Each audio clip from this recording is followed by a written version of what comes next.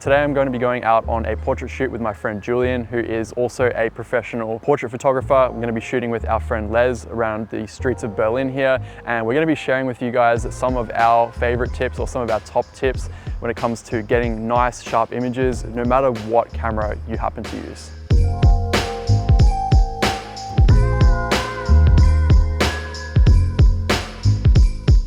So first thing, obviously, we're shooting some portraits here. So you definitely want to have the right autofocus setting for the situation you're shooting in. Now, luckily this camera has face tracking. So no matter what I do here with the camera, if I've got the face and eye tracking turned on, you're gonna see that it's able to track Les's eye here. So even if I move in closer, having a face tracking setting in the camera is a really good idea when you're shooting portraits. If you don't have a face tracking option, using a single point is also a good idea. So here I've got the point set to the center of the camera, and I just want to place that box over the place where I want to focus, half press, and then recompose my shot, and then take the photo. I'll get you like leaning against the door there. Yeah, that's sick. Yeah, just nice and wide. Yeah, that's sick. Yeah, that's great.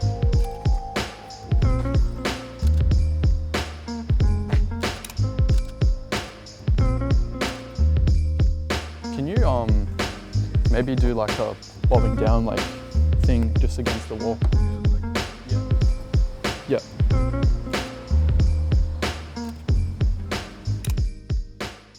All right, so one massive tip that I have when it comes to autofocusing is choosing a point of contrast. So no matter how good your camera is, if you were to focus on a blank white wall, something like this, your camera is going to have a really hard time getting the focus. So you always want to look for a point of contrast to place your focus point over. So this is a perfect example right here of a contrast point. So it could be between the vest and the shirt. So you have a really nice point of contrast, or it could be between Les's skin and his white shirt. There's another great point of contrast, or yeah, just anywhere here. It could be between the pants and the shirt, especially if you're further away, you're doing more of like a full body shot. That's a really great tip as well. So look for a point of contrast. Your camera's gonna have a really easy time acquiring focus if you just place that box over a point of contrast. Just using the white shirt there, placing the box over, and it's getting focus every single time, which is perfect. And we can also place the box on the face as well.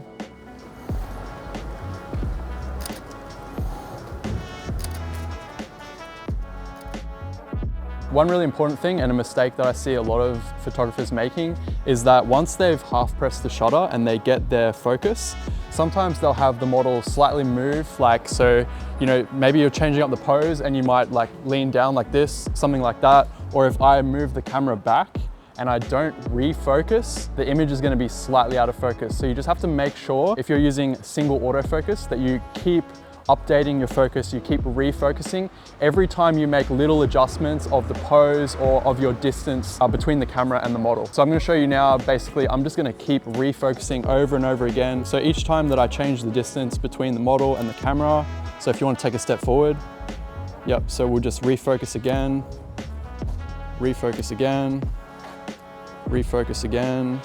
And we don't want to be focusing and then moving like that, because that's going to throw the entire image off.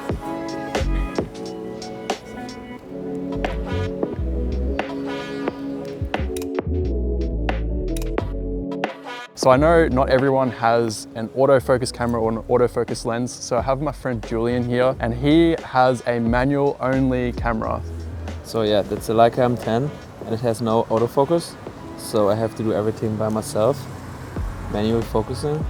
And yeah, I will give you some tips when you have a manual lens or a manual camera. First thing with the manual focusing lens, it's very hard to get the focus when the model is moving. So I try to change the aperture, a deeper depth of field. So I like to go to f4.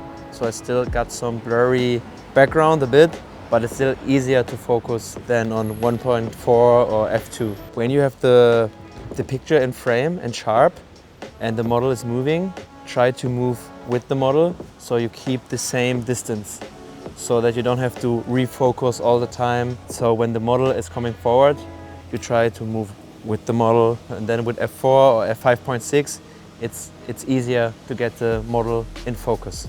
Around f4 right now, try my best to get it sharp.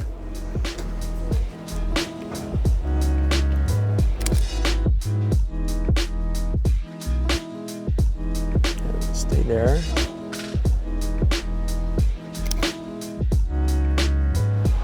A bit closer on this, maybe in the corner, but it's okay.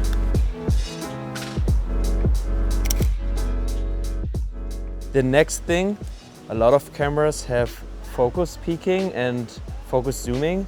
So if you're manual focusing, you can zoom in on the model and get the sharpness right and you don't have to guess. A lot of cameras have focus peaking too.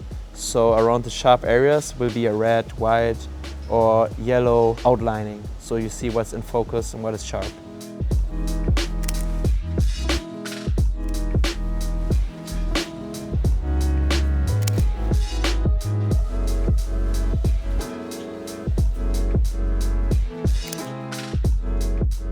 So the last tip that I'll give you guys is your shutter speed, and this is super important. So I recommend using a shutter speed above 1/125th or 1/160th when it comes to shooting portraits like this.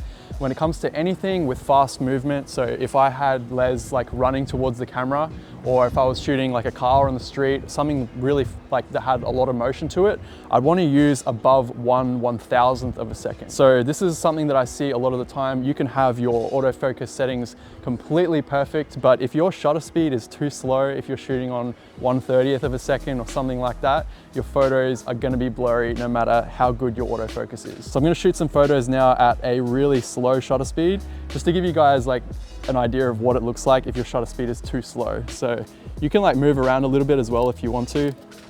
Yeah. So if we have any kind of movement here, you're going to see that the photos are not exactly sharp. So to recap, make sure you choose the right focus mode for the situation that you're shooting. Single point is always a good option. Find a point of contrast for your autofocusing point. Always refocus your camera when the distance between the subject and the camera changes. And if you're using a manual lens, try increasing your aperture for better accuracy. Use focus assist tools like zooming and focus peaking. And make sure that you keep a high enough shutter speed to freeze any motion in your images. So that wraps up the video. I want to say a massive thank you to Les and also to Julien for the tips. And yeah, hopefully you guys got something out of this video. Hopefully you enjoyed. If you have any other questions, leave them down in the comment section below. And yeah, as always, thanks for watching and we'll see you in the next video. Bye. Later.